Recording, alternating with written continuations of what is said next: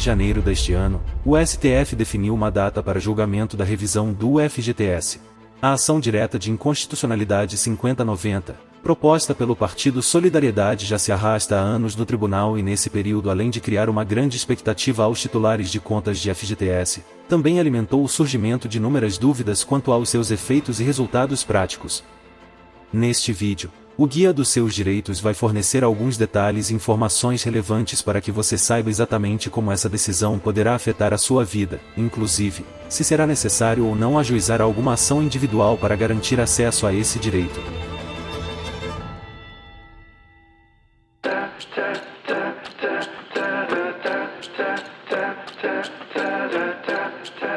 O Fundo de Garantia por Tempo de Serviço, FGTS, criado em 1966, passou a ter os seus saldos corrigidos pela taxa referencial, TR, no ano de 1991.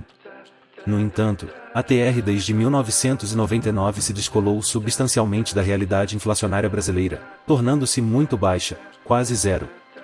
Isso significa que o valor do FGTS, aos poucos, foi perdendo seu efetivo poderio financeiro, se defasando de tal forma que passou a prejudicar patrimonialmente os seus titulares.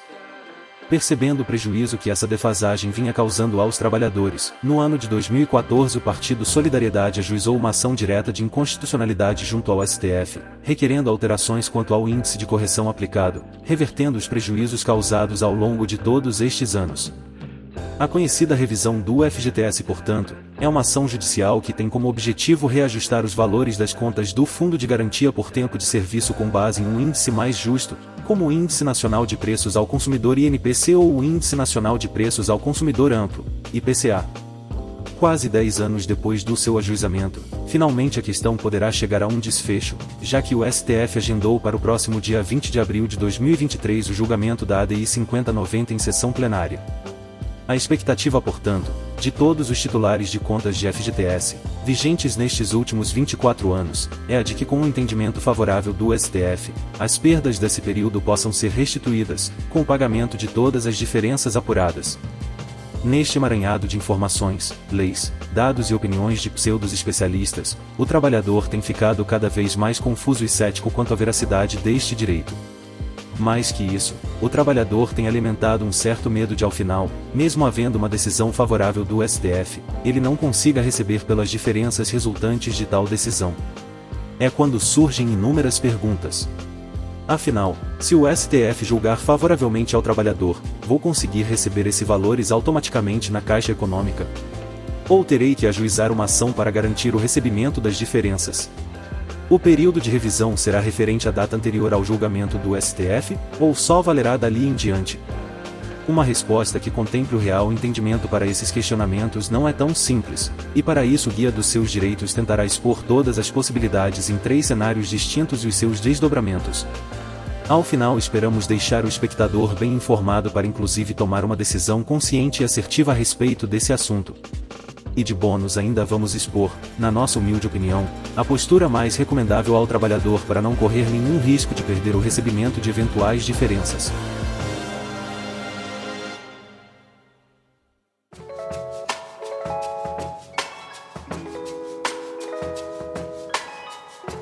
O primeiro cenário a ser analisado, e mais simples, é aquele no qual o STF vem afirmar que a TR é constitucional. Neste caso, por óbvio, tudo permanece exatamente como está. Assim, a pretensão de revisar saldos de FGTS e de receber as diferenças decorrentes desta revisão, fica totalmente inviabilizada, tornando improcedentes as milhares de ações já propostas na Justiça, as quais se encontram suspensas, aguardando o desfecho da ADI. O segundo cenário possível é aquele em que o STF julgue procedente a ação, acolhendo os pedidos apresentados pelo Partido Solidariedade em sua petição inicial.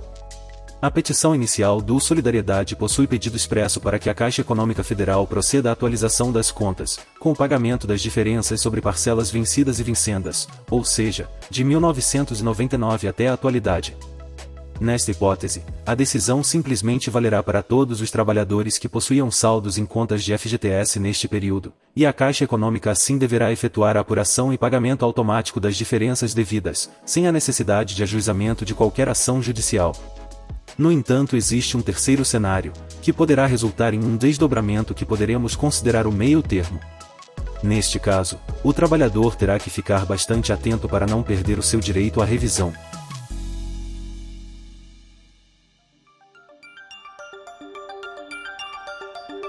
Quando o STF declara determinada lei ou norma inconstitucional, a consequência é tornar tal regra totalmente inválida.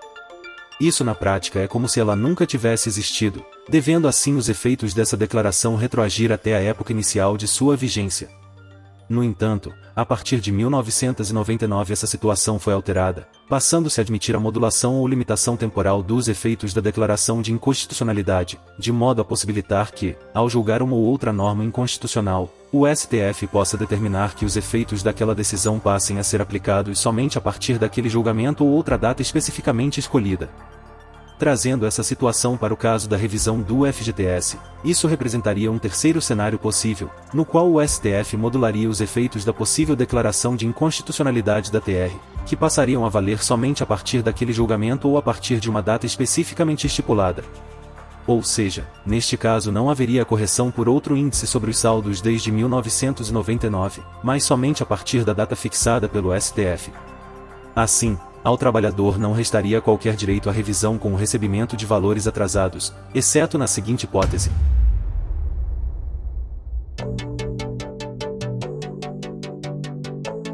Com tudo isso que abordamos até aqui, sem sombra de dúvidas, a grande questão que tem atormentado os trabalhadores que possuem ou possuíram saldos do FGTS de 1999 para cá, é saber se para garantir o recebimento das diferenças em caso de alteração do índice, será necessário ou não o ajuizamento de ações individuais ou coletivas para a garantia de tal direito.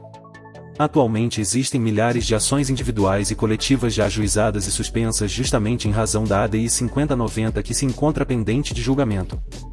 Neste caso, se o desfecho do julgamento for pelo caminho da improcedência da ADI, ou pelo da procedência mas sem modulações de efeitos, tal como descrevemos no primeiro e no segundo cenário, certamente que as ações já ajuizadas não terão qualquer serventia, tornando também totalmente inútil o ajuizamento de novas ações. Sendo o desfecho deste julgamento, no entanto, enquadrado no nosso terceiro cenário, com o STF julgando procedente a inconstitucionalidade da TR, mas aplicando a modulação temporal dos efeitos, surgem então duas possibilidades.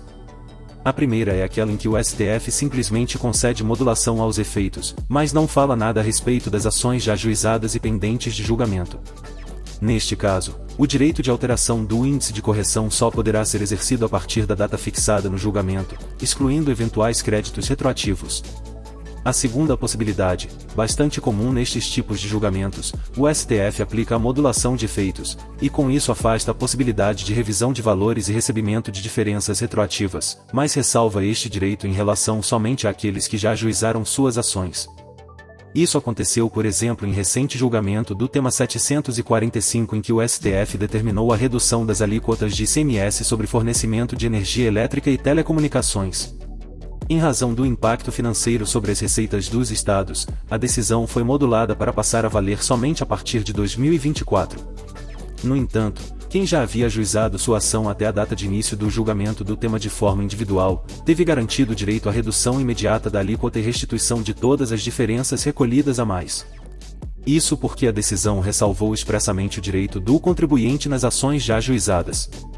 O mesmo, portanto, pode ocorrer de forma similar na ADI 5090, com o STF reconhecendo a inconstitucionalidade da TR na correção do FGTS, mas concedendo modulação de efeitos em favor da Caixa Econômica Federal para que o novo índice só passe a valer a partir de determinada data, ressalvadas as ações já em curso que terão direito de receber por todas as diferenças apuradas desde 1999.